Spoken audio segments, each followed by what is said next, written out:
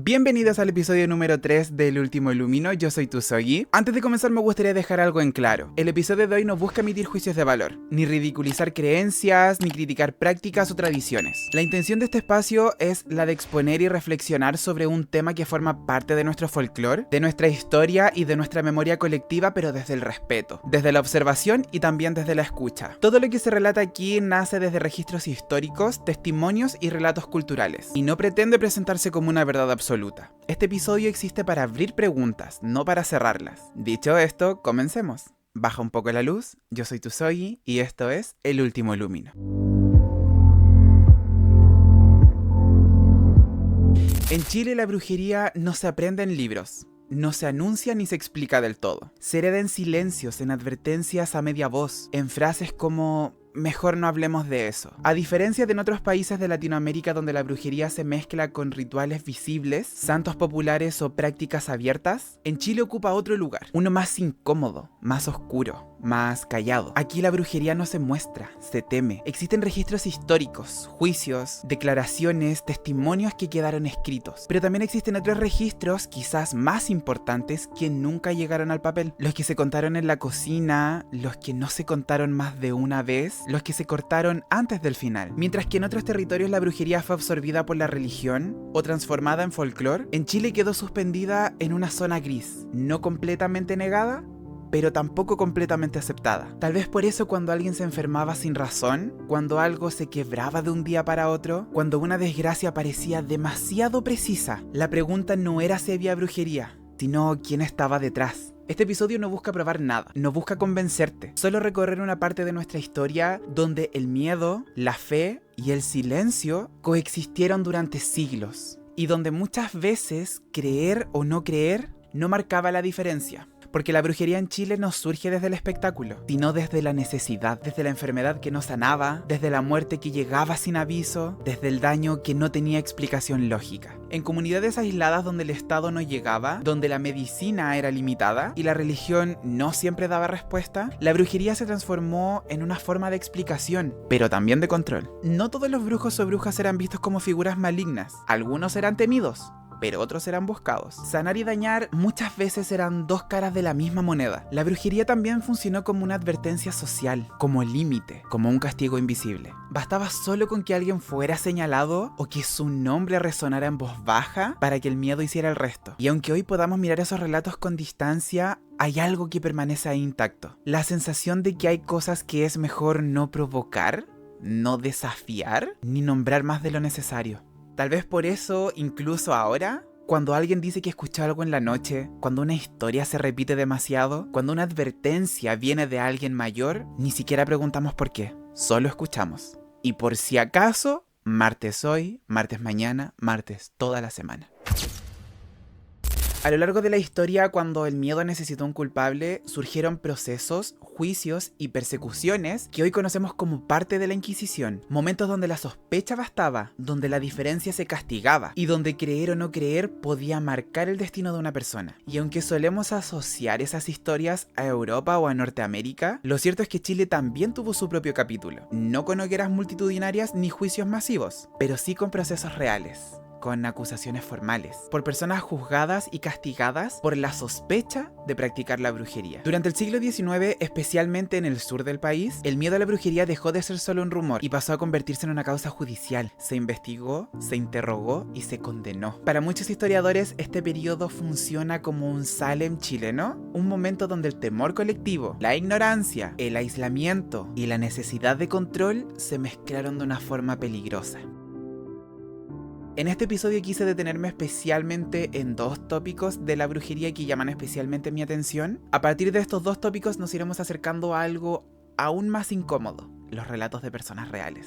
Testimonios de personas que aseguran haber sido víctimas o testigos de estos episodios que aún no logran explicar del todo. Historias que no buscan convencer, sino ser escuchadas. Dentro del imaginario en Chile hay un concepto que se repite con insistencia. Un lugar que no aparece en mapas, que no tiene dirección y del que casi nadie habla con claridad, la Salamanca. Un lugar que no figura en mapas, un espacio del que se habla en voz baja y al que según relatos no se entraba sin pagar un precio. La Salamanca no es solo una cueva ni un espacio físico descriptible. En los relatos aparece más bien como un lugar oculto, apartado del mundo cotidiano, donde se reunían quienes practicaban la brujería para aprender, pactar o adquirir habilidades que no estaban destinadas para cualquier persona. En Chile, especialmente en el sur del país, la Salamanca se asocia a reuniones nocturnas, secretas, ritos y un saber que no se adquiere sin consecuencias. Porque algo se repite en todas las versiones. Nada de lo que se entrega en la Salamanca es gratuito. Quien entraba, según los relatos, no siempre salía igual. Algunos regresaban con habilidades nuevas, otros regresaban con marcas físicas, otros simplemente no regresaban siendo la misma persona. La Salamanca no prometía bienestar, prometía poder. Y en una época marcada por la enfermedad, el aislamiento y la falta de respuestas, ese poder podía resultar tentador. Por eso, más que un mito aislado, la Salamanca funciona como una advertencia, un recordatorio de que hay límites que, una vez cruzados, no siempre se puede volver atrás. Pero la brujería en Chile no solo se manifestó en lugares ocultos, en reuniones secretas, también tomó forma en algo aún más inquietante. La idea de que ciertas personas podían dejar de ser humanas, al menos por momentos. La creencia de brujos capaces de adoptar formas animales no es exclusiva de nuestro territorio. En distintas culturas de Latinoamérica aparecen relatos similares. Por ejemplo, México, que habla de nahuales, personas capaces de transformarse en animales para observar, acechar o dañar. En Chile esa idea tomó otro nombre. Aquí es esa presencia nocturna, ese sonido que se escucha desde lejos y que nadie quiere responder, se conoce como el tuetué. Dentro de las expresiones más persistentes de la brujería en Chile, hay una que no necesita mostrarse para evocar miedo. No tiene forma clara, no deja huellas visibles y rara vez se describe con precisión, porque el tuetué no se ve, se escucha. En la tradición campesina y mapuche, el tuetué no es una criatura ni un animal independiente. Se dice que es una persona que practica brujería y que durante la noche abandona su forma humana para desplazarse de otra manera. Una presencia que vuela, que observa y que anuncia algo antes de que ocurra. El sonido es siempre el mismo, repetitivo, seco, no grita, no ataca, solo ronda. En muchos relatos el tuetué aparece antes de una enfermedad, antes de una desgracia, antes de un quiebre. No como una causa directa, sino como una advertencia. Por eso cuando se escuchaba, nadie salía a mirar. No se respondía, no se preguntaba, se cerraban ventanas, se apagaban luces y se decía en voz baja, por si acaso. La figura del tuetué concentra algo muy particular dentro del miedo chileno. La sensación de ser observado sin saber por quién. Y la certeza de que hay cosas que es mejor no confrontar directamente. No era necesario verlo para creer en él. Bastaba con que alguien más lo hubiera escuchado. Bastaba con que alguien mayor dijera, anoche anduvo rondando. Porque en estos relatos el miedo no se transmite por pruebas, sino por confianza. Tal vez por eso cuando se habla del tuetué, nunca se habla desde lo abstracto. Siempre hay alguien que escuchó, siempre hay alguien que recuerda una noche específica, un momento preciso que no pudo explicar del todo. Y es ahí donde la brujería deja de ser historia o tradición y se vuelve experiencia. A continuación escucharemos relatos de personas que aseguran haber sido víctimas o testigos de sucesos que marcaron un antes y un después. Historias contadas desde la memoria, desde el miedo y desde la duda que aún persiste. Cuando iba al cajón del Maipo a ver a un primo, me empezó a contar que habían tenido varios encuentros raros en la casa. Más que nada se sentían como energías raras. Como la quinta vez que fui, me quedé en la pieza de servicio que está en el primer piso. Todas las demás están en el segundo. Esta pieza está ubicada al lado de la cocina. Paramos a las 3 AM de jugar LOL con mi primo y yo bajé para mi pieza porque se quedó raja. Cuando de repente empecé a escuchar que abrían el cajón y sacaban un cuchillo como para hacerse un pan. Pero me llamó la atención que se escuchaba más de un cajón a la vez y no tenía mucho sentido el orden de las cosas. No sé por qué, pero entré en estado de alerta. Estaba rígido y sentía como un peso gigante. Así que cerré con pestillo pensando que habían entrado a robar. Y quizá era más de uno. Apenas termino de cerrar siento un frío en mi cuello y pasos corriendo fuerte hacia mi habitación. Empezaron a tratar de abrir la puerta forzándola y yo no podía respirar. Por alguna razón sentía que si me escuchaban respirar me iban a atrapar. ¡Me muero! Cuando por fin terminó el forcejeo, me quedé esperando hasta que se fueran a intentar abrir las piezas de arriba, pero jamás se escucharon otros pasos. No fui capaz de salir hasta la mañana, cuando por fin salí porque escuché que estaban haciendo desayuno. Les pregunté si habían escuchado algo, y me dijeron cagados de la risa que no había pasado nada porque las puertas y ventanas aún estaban cerradas en la mañana, y aparte hay como 4 perros afuera. Cuando le pregunté a mi tía por los ruidos que sentí, me dijo, ah sí, pues me ha pasado en el día, pero los dejo tranquilo. La verdad siempre me he preguntado qué pasa si me hubiera atrevido a abrir la puerta. Nunca me voy a olvidar de esa sensación de conche tu madre, hasta aquí llegué, me muero. Incluyo este relato dentro de este episodio de brujería porque el Cajón del Maipo tiene su reputación de que allá pasan cosas turbias. Dentro de lo lindo de la naturaleza también pasan varias cosas turbias. No sé si deba contar esto, pero ya que se dice en mi familia que mi bisabuelo, el Carrilano, era brujo, hombre de campo, robusto, alto y muy violento. Castigaba a mi abuelita colgando la cabeza abajo. Me muero. Atada de los pies a un árbol. Bueno para tomar y pelear el viejo. Una noche la familia de mi papá estaba tomando once como siempre. Se oye que caminan en el techo y el canto del tuetué.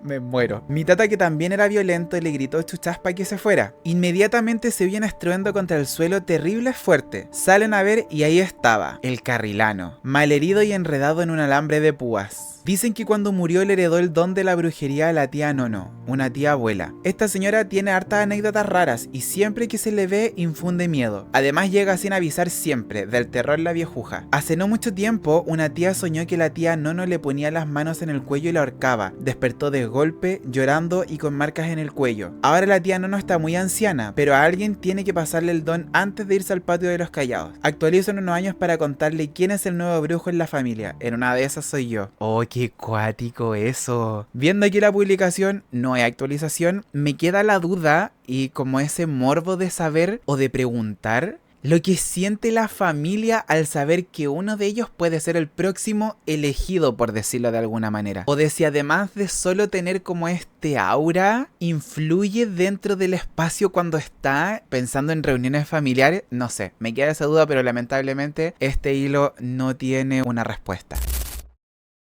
Esto le pasó a una persona cercana, que de chica es como bruja involuntaria. No conocía de ese término. Y si alguien lo sabe, por favor déjenmelo en los comentarios. Porque no es que busque hacer hechizos, pero sí los proyecta cuando siente una emoción muy fuerte. Lo describe como si estuviera transformándose en Super Saiyajin. Y básicamente suelta una maldición contra alguien. Cuando chica maldijo al amante del papá, que decían era muy bonita. Al par de meses, cuando el papá ya había cortado la relación, le estalló una ventana en la cara y quedó llena de cicatrices y medio desfigurada. Eso la asustó y empezó a controlar sus emociones. Qué cuático enviar eso solamente con el pensamiento. Ya joven, un jefe pasaba buscando insultarla y humillarla. La trataba mal en público. Era un tipo desagradable, con todos en ese lugar. Me contó que entre dientes lo maldijo un día, que le gritó que era estúpida en público. Si algo no tiene, es estúpida. Y al año el tipo estaba muerto, un cáncer fulminante. Hace no tanto, ella cuidaba una gatita que botaron y que fue a parir a su casa. Le buscó casa a los gatitos, le pagó la operación y se encariñó harto con la gatita. Un día la ve enferma, pero como la gata no se dejaba agarrar, no la pudo llevar al veterinario y amaneció muerta. Un vecino bien tóxico había dicho que iba a envenenar a todos los gatos. Y ella, en su pena, maldijo: si alguien mató a mi gatita, que caiga muerto, que sus hijos queden huérfanos, que muera con dolor y solo, tirado en la calle. A las 2 semanas el tipo cae en la calle, con una úlcera reventada, y lo encontraron unas personas que lo llevaron a urgencias, pero el tipo ya había muerto. Suena como si la señora esta fuera mala leche, pero en realidad es bien tela y le molestan de sobremanera las injusticias.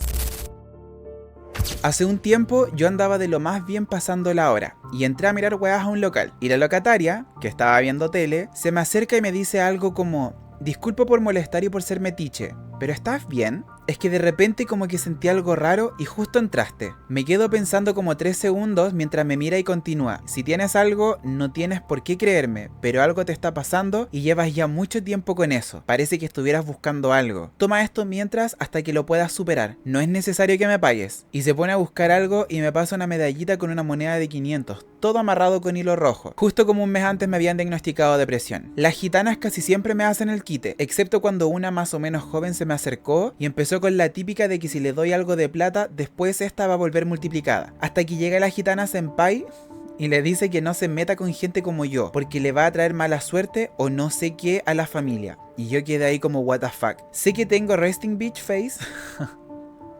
Sé que tengo resting bitch face, pero no es pa' tanto. La cosa es que la senpai se disculpa conmigo y se va mientras la putea. Lo más heavy de este caso es que tanto la locataria como la gitana pudieron percibir esto, pero lo más heavy de todo, aún así, es como la liviandad con la que lo toma. No sé si es él o ella, pero me llama mucho la atención eso, que es como, ya lo tengo y como que sigue su vida. No sé si eso será bueno, si será malo, si es que esto alimentará o le quitará poder a la brujería. La siguiente persona cuenta: yo personalmente no tengo historias con brujos, pero mi familia sí tiene muchas. Mi abuelo de 72 años nació y vivió en Pirque. Pirque es otra locación que tiene mucha fama de brujerías, cosas medias esotéricas y de muchos brujos, cosas turbias. Mi abuelo de 72 años nació y vivió en Pirque casi toda su vida antes de casarse, y dice que pasaban montones de cosas paranormales, más allá de los brujos. Una historia de brujos que tiene que me llama la atención porque no es la típica historia. Es sobre una señora que él decía que iba solo un par de meses al año a Pirque. El resto del año vivía en otros lugares hacia el sur, y que todos decían que era bruja, así como secreto a voces. Dice él que en esos tiempos era normal hacer sus carretes rurales e invitar harta gente de la zona y de diferentes edades, onda no solo adolescentes. Un día esta señora hizo una junta en su casa que él y sus amigos no conocían, pero que suponían que hacían cosas de brujería adentro. Según mi abuelo, en general todo fue muy normal. Tomaron algo de alcohol y nadie tocaba el tema de la brujería. Más que nada porque, en palabras de él, al no estar expuestos a toda la cultura pop actual, me encanta, carrete rural, pero también pensando en cultura pop, novelas, libros, películas, etc., lo paranormal tampoco era un tema tan atrapante como ahora, sino que solo rarezas de la vida. En un momento de la junta, la señora supuesta bruja dice: oigan, ¿quieren ver algo loco? Y todos ahí quedaron metidos y le dicen que ya. Medio entonado, eso sí. En eso, ella se va a su pieza que nadie entró nunca y sale con una muñeca de lana o trapo, así como hecha bien artesanal. De más si esto es como años 70, poco antes del golpe. Había una salamandra o especie de chimenea al centro de la casa donde se podía ver cómo se quemaba la leña. La señora bruja tira la muñeca al fuego y, en palabras de mi abuelo, apenas caen las brasas, separa la muñeca y empieza a bailar de una forma como inentendible. En eso todos empiezan a reír y siguen viéndola. Nadie empezó a tener ningún ataque psicótico ni hablaron de brujería. Mientras bailaba la muñeca, mi abuelo igual dice que pensó que era porque se estaba quemando, pero ya pasada la gracia, la señora saca la muñeca y no se había quemado nada, a lo más manchas negras o de ceniza. Esa es una historia que igual me interesa porque bizarro que la bruja, para puro hacer reír a la gente, se saque ese truco de magia o lo que sea. Lo que me parece más bizarro dentro de este relato es que la gente se haya empezado a reír. A mí me hubiera dado un ataque de pánico en ese mismo momento en el que veo que la muñeca se empieza a mover y a bailar. El último relato no ocurre acá en Chile, sino que es de Argentina, pero igual lo quise traer aquí para compartirlo. No soy de Chile, pero vivo aquí ahora. Mi historia se remonta a mi infancia en una ciudad de Argentina. Por alguna razón, mi familia siempre tenía regalos no pedidos de brujos. Cuando era niña, en mi patio teníamos una hermosa planta que daba flores blancas como si fuesen coronas. Se llamaba corona de novia. De un día para el otro, la planta comenzó a secarse. Era raro porque mi papá siempre fue muy bien jardinero y esto sucedió de repente. Pensando que podía haber algún problema en la raíz, mi papá sacó la planta completa. Envuelto en las raíces había racimos de pelo humano. Eran como extensiones de pelo negro envolviendo a la planta. Me gustaría decir que fue lo único, pero tengo memorias de cosas raras en mi casa. Sangre en los umbrales de las ventanas, animales muertos en la vereda. Una vez dejaron un camino de aceite, creo, justo en la salida de la puerta. Lo que más me ha traumado, porque lo recuerdo con detalle, a pesar de ser una niña, fue una vez que mi papá llegó de trabajar. Él era dueño de una fábrica de mosaicos y cuando volvía dejaba su pantalón cubierto de cemento en el suelo del patio para luego limpiarlo afuera. Yo estaba jugando y él deja el pantalón. Pasan 1 hora o 2, lo que dura la siesta, y me llama la atención que el pantalón se movía. Era un movimiento leve, como si hubiera algo abajo arrastrándose. Me acerqué y vi un cúmulo de gusanos blancos debajo del pantalón. En tan poco tiempo es imposible que eso haya aparecido ahí. Yo estaba jugando, era como un nido, no sabía ni explicarlo. Pensé que quizás lo había imaginado, pero mi hermano me lo recordó hace poco. Eso pasó y no me lo explico. Me causa mucha intriga la relación que hay entre brujería y gusanos. No es primera vez que escucho que estén relacionados estos dos factores. Sin ir más lejos, en mi familia siempre se comenta, no recuerdo exactamente quién fue, pero cuentan de una vez que a alguien, mujer de la familia, le regalaron una empanada y por alguna extraña razón no se la quiso comer de inmediato. Así que la guardó dentro del mismo tupper en el refrigerador. Y una vez que se decidió a comérsela, cuando fue a buscarla, abrió el tupper y adentro estaba lleno de gusanos, pero a pelotones. Yo creo que, como dice esta amiga, que era como un nido, eran pelotas de gusanos blancos. Por eso me queda dando vuelta la relación que hay entre los gusanos y la brujería. Después de escuchar estos relatos, resulta difícil trazar una línea clara entre lo que realmente fue brujería, sugestión, miedo o mera coincidencia. Y tal vez esa línea nunca existió del todo, porque más allá de creer o no creer, lo que permanece es la experiencia de los que estuvieron ahí. Personas que escucharon algo en la noche, personas que vieron cambios difíciles de explicar, personas que hasta el día de hoy prefieren no darle un nombre a lo ocurrido. La brujería, en ese sentido, no siempre habla de magia. A veces habla de comunidades aisladas, de silencios heredados, de advertencias que se repiten porque alguna vez fueron necesarias. Quizá por eso estas historias no desaparecen. Cambian de forma, cambian de época, pero siguen encontrando la manera de ser escuchadas. Y aunque hoy quizá tengamos otras palabras, otras explicaciones y otras certezas, hay algo que no cambia del todo. Esa sensación de que existen cosas que es mejor escuchar con respeto y no desafiar innecesariamente. Este fue un recorrido por algunos de los relatos, creencias y experiencias que forman parte de la historia no escrita de Chile. Si te gustó este episodio, te invito a que dejes tu me gusta, a lo mejor algún comentario, y si es que se lo merece, que lo compartas. Y te reitero la invitación de enviarme tus relatos o experiencias al correo del Último Lumino, que está en la cajita de descripción, o si es que no estás viendo esto en YouTube, el correo es elultimoluminio@gmail.com, ya que me encantaría un poquito más adelante quizá traer un video de relatos que me envíen ustedes. Así que hecha esta invitación, me despido, yo soy tu Zoe y esto fue El Último Lumino.